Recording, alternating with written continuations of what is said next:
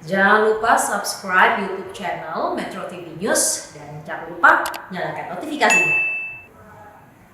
Penggunaan layanan dan jasa telemedicine naik signifikan selama 1 pekan terakhir seiring dengan kenaikan kasus COVID-19 di Indonesia.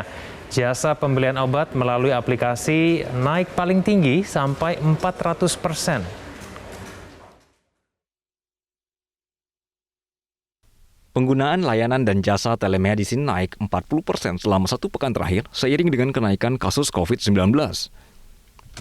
Alfonsius Timbul selaku Chief Product Officer salah satu aplikasi telemedicine mengungkapkan bahwa jasa pembelian obat melalui aplikasi naik sampai 400% dalam 1 pekan terakhir. Jasa pembelian vitamin dan suplemen naik 170%, layanan konsultasi via chatting dengan dokter paru naik 150%, serta layanan tes swab PCR COVID-19 naik 135%. Menurut Alfonsius, masyarakat mulai mencari alternatif untuk menjaga kondisi tubuh dari COVID-19 melalui aplikasi telemedicine. Mengingat banyak rumah sakit yang hampir penuh di beberapa wilayah di Indonesia. Secara keseluruhan sih kami meningkat lebih banyak di produk-produk kesehatan itu sampai 400%. Untuk konsultasi lebih spesifik ke spesialis paru itu lebih dari 150%. Nah, sama juga untuk orang-orang yang beli vitamin dan suplemen itu meningkat sekitar 170%. Hanya dalam minggu ini saja. PCR 135%. Jadi secara overall semua layanan kami sih menaik gara-gara dengan membantu masyarakat untuk memerangi COVID ini. Guru Besar Fakultas Kesehatan Masyarakat Universitas Indonesia Hasbullah Tabrani menjelaskan bahwa layanan telemedicine bisa digunakan untuk mencegah pasien COVID-19 bergejala ringan menjadi pasien bergejala berat. Oleh karenanya, hanya pasien COVID-19 dengan gejala ringan tanpa penyakit bawaan yang bisa menggunakan jasa telemedicine. Sementara pasien COVID-19 dengan gejala sedang sampai berat dan memiliki penyakit bawaan tetap harus menjalani pemeriksaan langsung di rumah sakit.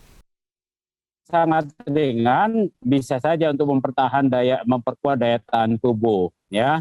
Tapi kasus yang sudah mulai sedang tidak bisa, harus ke rumah sakit. Ya, telemedicine memang bisa mengukur saturasi oksigen misalnya, mengukur suhu tubuh ya dengan masukkan termometer, di videoin, dikirim sehingga dokter mempunyai lebih banyak gambaran ya, juga nadi ya bisa mempunyai gambaran sedikit. Tapi untuk hal-hal yang perlu dilihat, perlu diraba soal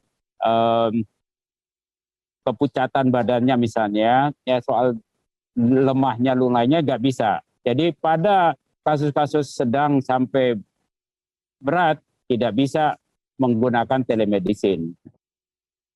Selama 1 pekan terakhir, jumlah pasien kasus COVID-19 terus meningkat dan banyak rumah sakit yang hampir penuh. Per 20 Juni 2021, tingkat keterisian ranjang di Rumah Sakit Jakarta sudah mencapai 86%. Sementara Jawa Barat sudah mencapai 84%. Bed occupancy ratio di Jawa Tengah juga sebesar 82%, diikuti oleh Banten dan Yogyakarta masing-masing sebesar 80 dan 79%. Dari Jakarta, Mercy Wijaya, Metro TV.